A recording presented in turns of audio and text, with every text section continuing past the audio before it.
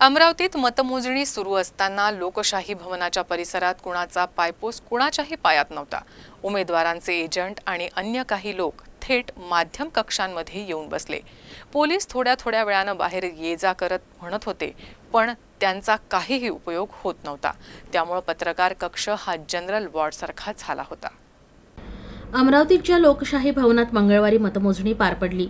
या ठिकाणी येणाऱ्या प्रत्येक नागरिकांची सकाळी 11 पर्यंत अत्यंत सूक्ष्म तपासणी करण्यात आली।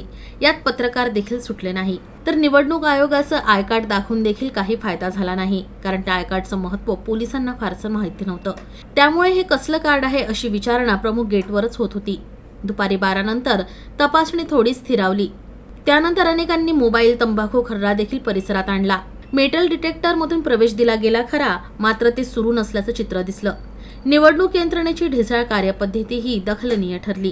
काही उमेदवारांच्या प्रतिनिधींनी तर मतमोजणी हॉलमध्ये थेट मोबाईल नेले होते, मात्र पोलिसांनी त्यांना नंतर ताब्यात घेतलं।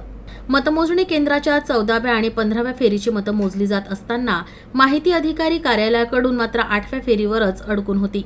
अनेकदा सुधारित आकडेवारीचे पेपर व्हॉट्सअप ग्रुपमध्ये टाकण्यात आले। यावरून जिल्हा निवडणूक यंत्रणा आणि जिल्हा माहिती कार्यालयात समन्वयाचा ताळमेळ जमत नसल्याचं समोर आलं।